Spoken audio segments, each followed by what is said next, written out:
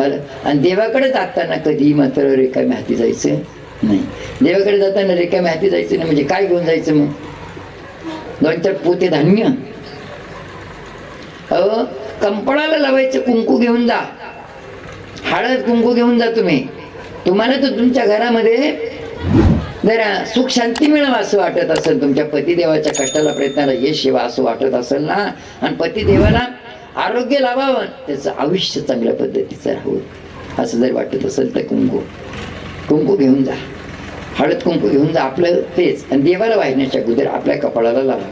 आणि ही जी फुलवात जी लावतात ना, नुसतं मात्र एक फुलवातीने मात्र पतिदेवाचं आयुष्य वाढतं आणि संसारात येणारे मात्र विघ्न जळून जाते, टळून जाते.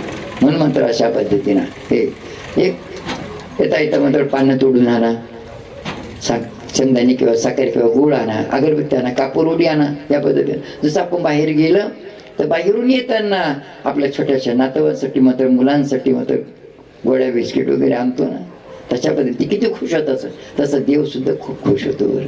म्हणून देवाकडे जाताना काही मागणं घेऊन जातो, काही गरज सांगतो देवाला, पण रिकाम्या हाती जाऊन मात्र गरज सांगायचे नाही. बरेला हाती जा, मग तुमचं गरज सांगा. पावर देव ऐकतो का नाही?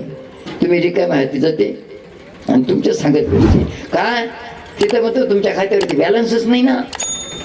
टोल नाक्याचा दांडा का उठत माहिती तुम्हाला? आता ज्याच्याकडे गाड्या आहे त्यांना माहिती, टोल नाक्याचा दांडा का उठतो. तुमच्या खात्यावर 10 लाख रुपये असले, तुमच्या खात्यावर 10,000 रुपये असले, टोल नाक्याच्या खात्यावर बॅलन्स राहील तेव्हा उठत ते, बरोबर आहे. तशाच पद्धतीनं मात्र विधी पूजा आरती जप तप आणि देवदर्शन वगैरे जे काही करतात, जे काही धर्मकार्य करतात, हे तुमच्या खात्यावरती बॅलन्स, हे तुमच्या खात्यावरती बॅलन्स.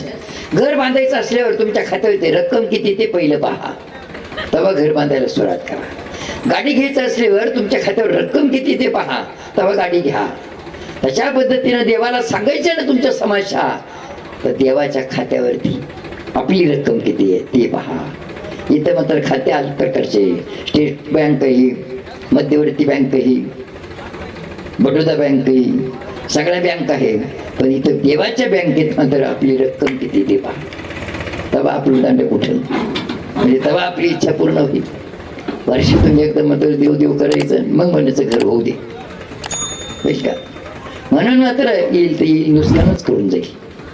म्हणून अशा पद्धतीनं आजच्या हा मात्र 3ऱ्या दिवसाचं मार्गदर्शन